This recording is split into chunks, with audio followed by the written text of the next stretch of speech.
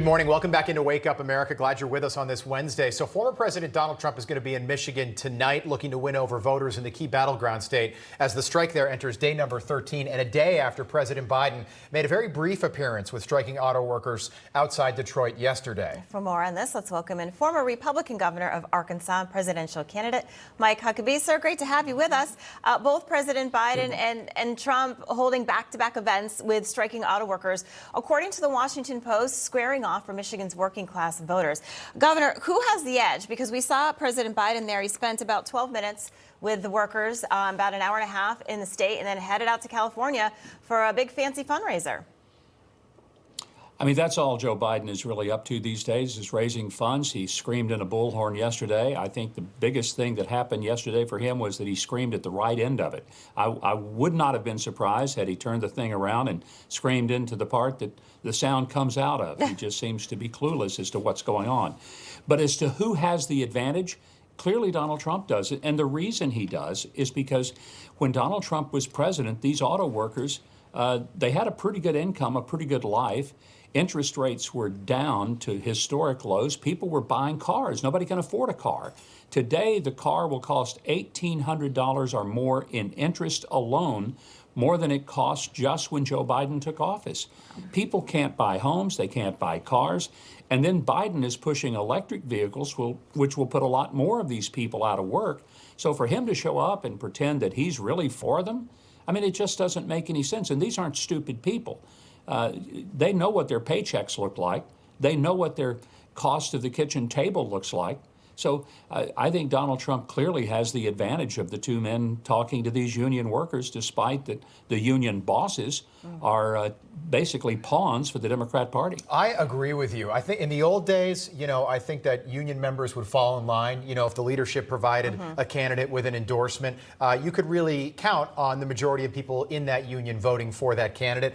I don't think what Sean Fain says or does has any effect on how these auto workers actually vote on Election Day, November 2024. But you mentioned, Governor, that all Joe Biden can do is spend about 15 minutes with auto workers before he gets back on Air Force One and hosts a big fundraiser, basically to put those auto workers out of business down the road. Axios picked up on this yesterday. The Biden team's secret mission: don't let him trip and fall, and they mean that literally. Democrats, including some in the administration, are terrified that Joe Biden will have a bad fall, with a nightmare scenario being that happening in the weeks before the November 2024 election. Governor, how do you react to that?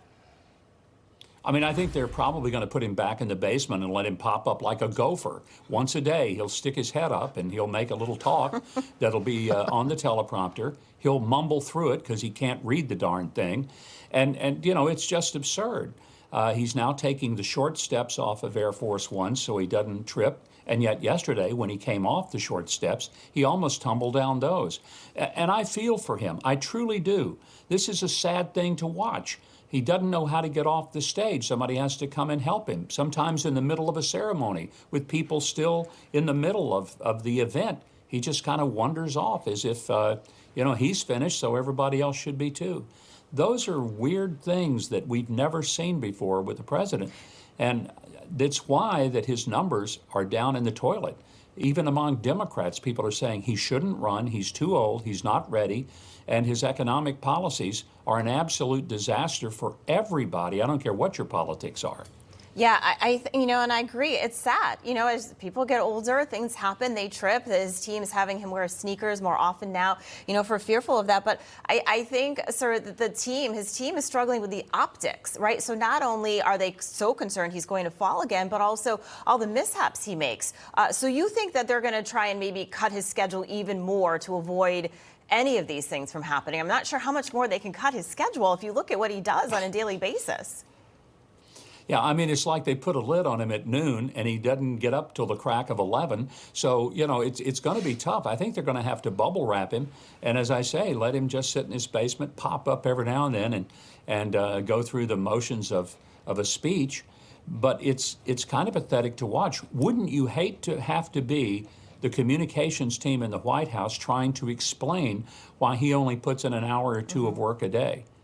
Yeah, Governor, just a quick one for you, and this is sort of, I think people are watching out for the endorsements of a lot of governors, especially the governors in key states like Kemp down in Georgia, Reynolds in Iowa, and Sununu in New Hampshire. Your daughter, the new governor of the state that you served as governor of, has yet to endorse a candidate. When do you expect her to do that? Oh, I think it's going to be soon. She's been very clear that she loves President Trump. She's incredibly grateful for his leadership as president and also the relationship that he has with him. She said from the beginning that her main focus, especially in these first 9 months of her governorship, was just to focus on getting the legislation passed in a regular and then a special session, get that focused on. Plenty of time to do the presidential politics. Yeah. I don't think it's a matter of if, it's a matter of when. Okay. Governor Mike Huckabee, great having you on this morning. Appreciate it. Good to see you, sir. Thank you. Thank you. Great to be with you.